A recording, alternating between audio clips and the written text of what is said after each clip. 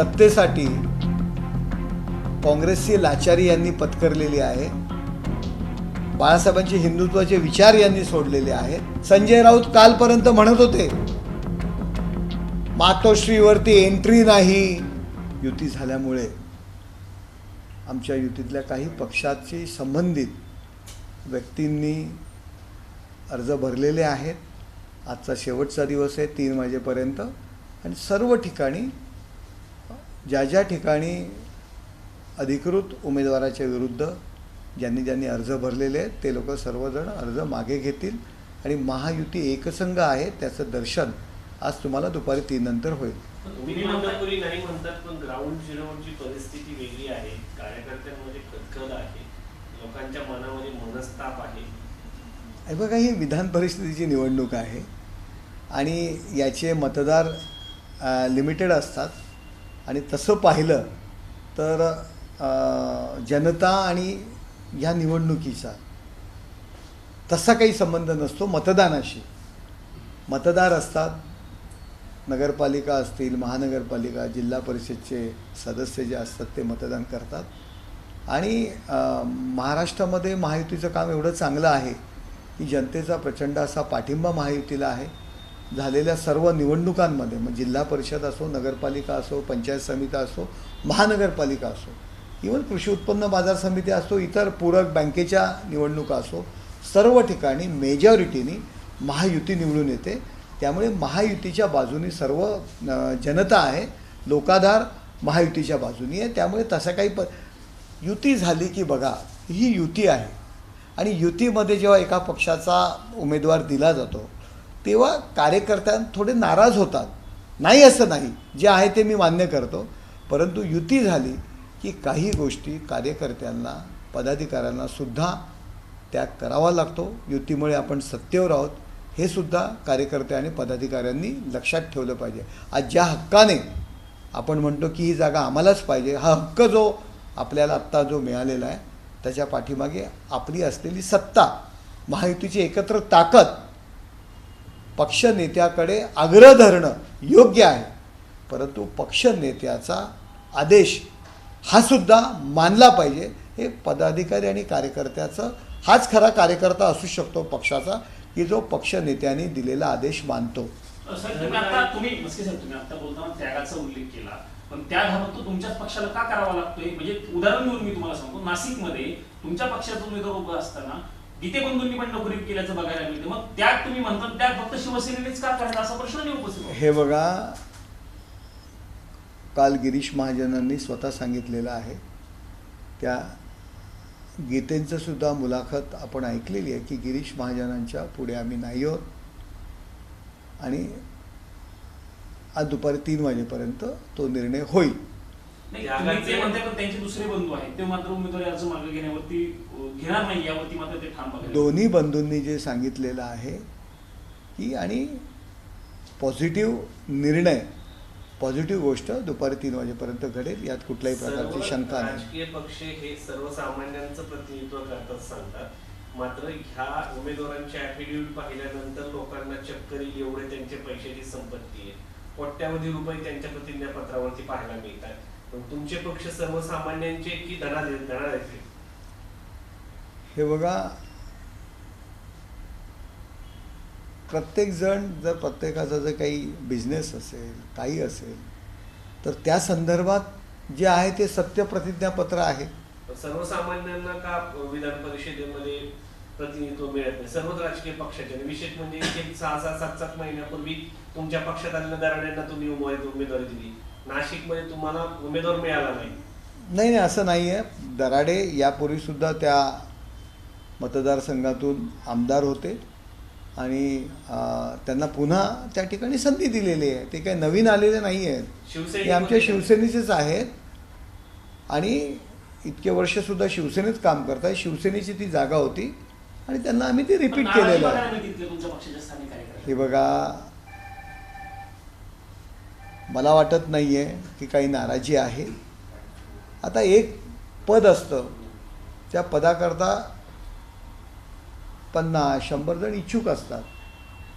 अर्थात ही इच्छुकपणा केव्हा येतो की त्या पक्षाची ताकद वाढलेली असते. प्रत्येकाला वाटतं पक्षाने मला तिकीट दिलं तर मला आमदार होण्याची संधी मिळेल. म्हणजे पक्षाची ताकद आहे ना, पक्षाची ताकद वाढलेली आहे हे पण आपण समजून घ्या. म्हणून पक्षामध्ये एवढे जण इच्छुक होत आहेत. प्रत्येकाला वाटतंय पक्षाने आम्हाला संधी द्यावी. मस्के साहेब, महाविकास आघाडीने देखील 17 ठिकाणी आपले उमेदवार उभा केलेले आहेत. मात्र असं असताना त्यांच्या पक्षाचे काही उमेदवार आता अर्ज मागे घेत आहेत. यवतमाळच्या उमेदवाराने अर्ज मागे घेतला. त्याचं म्हणणं आहे की मोजकी मत येतं, म्हणजे निवडणुकीला सामोरं जाऊन पडण्यापेक्षा अगोदरच अर्ज मागे घेतला. महाविकास आघाडीला उमेदवार मिळत नाही आहे. यवतमाळच्या उमेदवारांनी अर्ज मागे घेतला. सोलापूर बघा की प्रस्तावक मिळत नाही आहे. नाशिकमध्ये उमेदवारांनी फॉर्मच भरला नाही. ही परिस्थिती आहे. त्यामुळे महायुतीची ताकद आहे या महाराष्ट्रामध्ये, एकत्र काम करत आहेत. आणि महाविकास आघाडी एवढं सर्व पक्षांचं कटबोळ एकत्र केलं आहे. उमेदवार मिळत नाही आहेत, त्यांना माहिती आहे आम्ही पडणार आहोत, तर कशाला उभं राहायचं. त्यामुळे महायुतीची जी ताकद आहे, माननीय मुख्यमंत्री देवेंद्रजी फडणवीस साहेब, आमचे नेते उपमुख्यमंत्री एकनाथ शिंदे साहेब आणि सुनेत्रताई पवार यांचं जे काही सरकार आहे त्या सरकारने केलेलं काम आणि माननीय पंतप्रधान नरेंद्र मोदीजींचा आशीर्वाद आणि भरभक्कम पाठिंबा यामुळे महाराष्ट्रामध्ये संपूर्ण वातावरण महायुतीमय आहे. किती उमेदवार निवडून येतील अशा अपेक्षा आहे? 17चे 17 उमेदवार आमचे निवडून येतील. तुम्ही खरं तर 5 जागेची मागणी केलेली होती, तुम्हाला देखील माघार घ्यावी लागलेली आहे. भाजप छोट्या पक्षांना संपवत आहे असं देशभर आम्ही 5 जागांची मागणी केली होती असं कोण म्हणतं? आमच्या मुख्य नेते किंवा आमचं कोणी सांगितलंय का?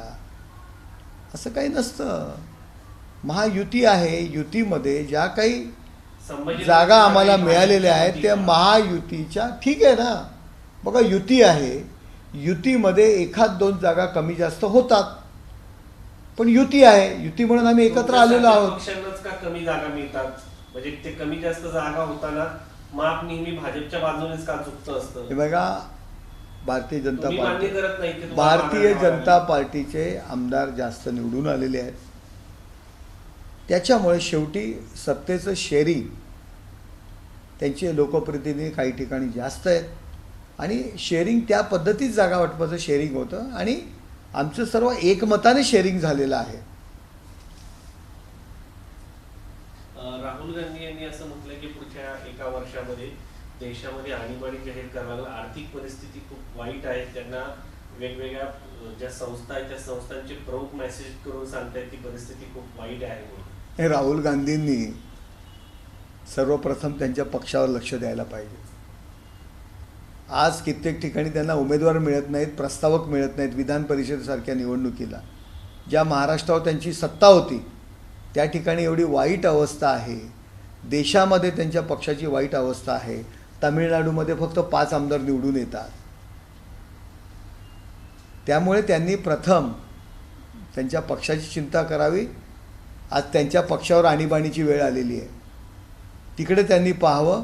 केवळ प्रसिद्धीमध्ये राहण्याकरता अशा पद्धतीची वक्तव्य करतायत. पूर्ण जगामध्ये इंधनाचं जे संकट आहे त्याला देशवासीय म्हणून जे काही परिस्थिती निर्माण झालेली आहे त्यात एक देशवासीय म्हणून सपोर्ट करायचा. तर हे सोडून ते याचा फायदा घेऊन टीका करण्याच्या गोष्टी करतायत. एक खऱ्या देशवासियाचं लाजिरवाण्यासारख्या गोष्टी राहुल गांधी यांच्याकडनं होत आहेत. मस्के साहेब, दोन्ही शिवसेना एकत्र येणार अशा पद्धतीच्या चर्चा खरं तर पुन्हा एकदा सुरू झाल्या. त्याला कारण ठरले अंबादास दानवे आणि अब्दुल सत्तारांचं विधान. पण हे सगळं सुरू असताना खरेंचं म्हणणं असं आहे की एकत्र येणार की नाही याचा निर्णय उद्धव साहेब. हे बघा, शिवसेना ही बाळासाहेबांच्या हिंदुत्वाच्या विचारावरती सुरू झालेली आहे आणि सत्तेसाठी काँग्रेसची लाचारी यांनी पत्करलेली आहे. बाळासाहेबांचे हिंदुत्वाचे विचार यांनी सोडलेले आहेत. त्यामुळे शिवसेना ही आमची शिवसेना आहे. ती उभाटा आहे आणि कसल्या विलिनीकरणाच्या गप्पा करतायत. विलिनीकरणाच्या गप्पा जर करायच्या असतील तर त्यांनी बाळासाहेबांच्या समाधीवर जावं. आपण जे सत्तेसाठी जे काँग्रेसबरोबर जायचं जे शेण खाल्लेलं आहे त्या बाबतीत बाळासाहेबांच्या समाधीवर जाऊन माफी मागावी, कान धरावे. आणि त्यानंतर या गोष्टी कराव्या. आज दानवे म्हणतायत, दानवे कुठल्या पक्षाचे आहेत? UBTचे आहेत. का त्यांना वाटतंय की एकत्र यायला पाहिजेत? संजय राऊत कालपर्यंत म्हणत होते मातोश्रीवरती एंट्री नाही, असं नाही तसं नाही. मुळात यांचा प्रवेश नगरपालिकेमध्ये चंचू प्रवेश पण महाराष्ट्रामध्ये करू शकलेले नाही आहेत. शिवसैनिकांनी आणि महाराष्ट्रातील जनतेने यांना यांची जागा दाखवलेली आहे. त्यामुळे शिवसेना ही आमची आहे आणि तिकडे आहे ती उभाटा आहे, UBT आहे. शिवसेना तिकडे नाही. त्यामुळे शिवसेना ही एकच आहे. बाळासाहेबांच्या विचारांची, हिंदुत्वाच्या विचाराची ही शिवसेना आमची आहे, जिचं नेतृत्व एकनाथ शिंदेसाहेब करत आहेत. ज्यांच्याकडे पैसे आहेत तेच या निवडणुका लढवणार आहेत असं संजय राऊत म्हणू शकतात म्हणताय. मग संजय राऊत सुद्धा अशाच पद्धतीची राज्यसभेची निवडणूक लढले होते. मग त्यांनी कबूल केलेलं आहे की माझ्याकडे पैसे आहेत म्हणून मी निवडणूक लढलो राज्यसभेची. विधान परिषदेचा आमदार आणि राज्यसभेचा आमदार ही सेम निवडणूक आहे. म्हणजे संजय राऊतांकडे पैसे होते म्हणून ते निवडणूक लढले का, याचं उत्तर आधी संजय राऊतांनी द्यावं. सर, जळगावमध्ये तुमच्या पक्षाचे जे उमेदवार आहेत, बंडखोर उमेदवार आहेत, ते सहलीवरती निघून गेले. रेश्मा काळे नाव आहे त्यांचं, ते सहलीवरती निघून गेले. तुम्ही म्हणताय की 3 वाजेपर्यंत सहली बंडखोरी. हे बघा, प्रत्येक ठिकाणी स्थानिक लेवलला जे काही विषय असतील, मी कधी नाव ऐकलेलं नाही आहे, जर असतील तर त्या ठिकाणचे स्थानिक पदाधिकारी, स्थानिक नेते हे बसून तो विषय संपवतील. पेट्रोल डिझेल मिळत नाही ग्राउंडवरती लोकांना, वाईट परिस्थिती आहे. हे बघा, संपूर्ण जगामध्ये हे संकट आलेलं आहे, तरीसुद्धा भारत या संकटाला तोंड देतोय, हिंदुस्थान तोंड देतोय. काही ठिकाणी अशी परिस्थिती असेल तर काही साठवणूक केली जाते, त्याच्यावर तुझं सरकार कारवाई करते, परंतु अशी परिस्थिती सगळीकडे नाही आहे. नेत्यांनी ग्राउंडवरती जाऊन प्रत्येक मतदारसंघातल्या आमदारांनी अशा साठेबाजावरती कारवाई व्हावी यासाठी प्रयत्न करणं नक्कीच सरकारही प्रयत्न करत आहे आणि पक्षीय लेवलला सुद्धा आमची लोक त्याची काळजी घेत आहेत. अलीकडच्या काळामध्ये अनेक ठिकाणी बोगस दारू पकडली जात आहे. अन्न व प्रशासन मोठी पद्धतीने कारवाई करते. खरं तर याच्या मागे तुकाराम मुंडे हे जे अधिकारी आहेत ते आहेत. इतके दिवस सरकार झोपलं होतं का असा प्रश्न निर्माण. सरकार कारवाई करते, आपणच म्हणताय. सरकारचा अधिकारी कामं करतोय हे आपणच म्हणताय. इथून मागच्या अधिकारी का करत नव्हते? हे बघा, या गोष्टींना जो काही जे त्याला सपोर्ट करत असतील, होते, त्यांच्यावरती कारवाई केली जाईल. पण सरकारनेच हे पाऊल उचललेलं आहे आणि अशा गोष्टींना सरकार थारा देत नाही. शेतकरी कर्जमाफी झालेली आहे, त्याच्यामध्ये तुमच्या जुन्या सरकारमध्ये जेव्हा तुम्ही एकत्रित व्हाल त्यातील अनेक शेतकरी वंचित आहेत, त्यांना याच्यामध्ये स्थान देण्यात आलेलं नाही.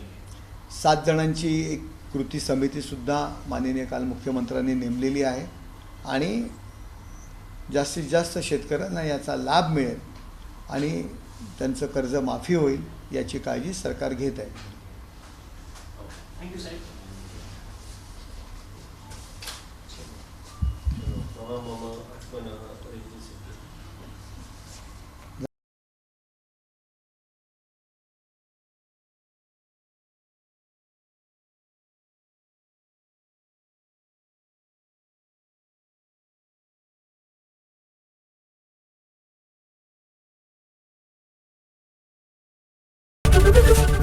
एबीपी माझा, उघडा डोळे बघा नीट.